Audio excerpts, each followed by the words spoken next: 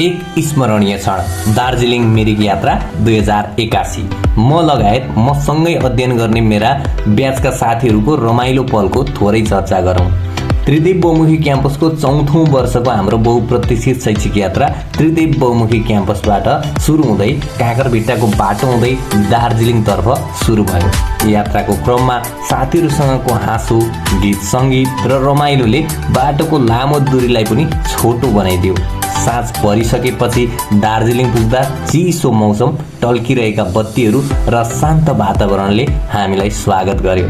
त्यो रात हामी सबै एउटै होटलमा बसेर दिनभरको थकान मेटाउँदै भोलिको उत्साहपूर्ण योजनाहरू बनायौँ। भोलिपल्ट बिहानै नयाँ जोस ऊर्जा लिएर हाम्रो यात्रा सुरु भयो। दार्जिलिङको प्रसिद्ध पर्यटकीय स्थलहरूको भ्रमण गर्दै हामीले सुन्दर जू अवलोकन गर्यौँ, जहाँ विभिन्न जनावरहरूको दृश्यले बाल्यकालको उत्साह झल्कायो।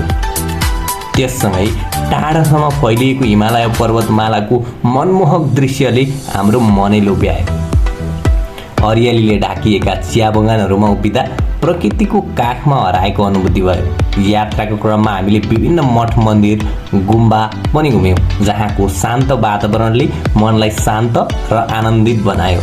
साथीहरूसँग मिलेर त्यहाँ धेरै तस्बिरहरू खिच्यौँ, टिकटक भिडियोहरू बनाइयो, जुन सधैँको लागि यादगार बन्नेछन्।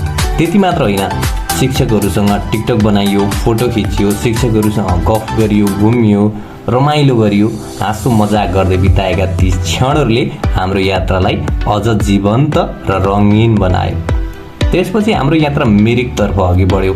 मिरिकको सुन्दर झिलको किनारमा बिताएका पलहरू साँच्चै नै अविस्मरणीय बने। झिल वरिपरि घुम्दै, घोडा चढ्दै, साथीहरूसँग रमाइलो गर्दै बिताएका ती क्षणहरूले मनमा गहिरो छाप छाडे। प्रकृतिको सुन्दरता र मित्रताको मिठास एकसाथ अनुभव गर्न पाउनु हाम्रो लागि ठुलो सौभाग्य बन्यो। अन्ततः धेरै मिठा सम्झनाहरू, अनगिन्ती तस्बिरहरू, टिकटकका भिडियोहरू र मनभरि खुसी बोकेर हामी घर फर्क्यौँ। यो यात्रा एउटा केवल यात्रा मात्र नभई, एउटा शैक्षिक भ्रमण मात्र नभई, जीवनभर सम्झिरहने साथीहरूसँग जोडिएको अविस्मरणीय अनुभव बन्यो।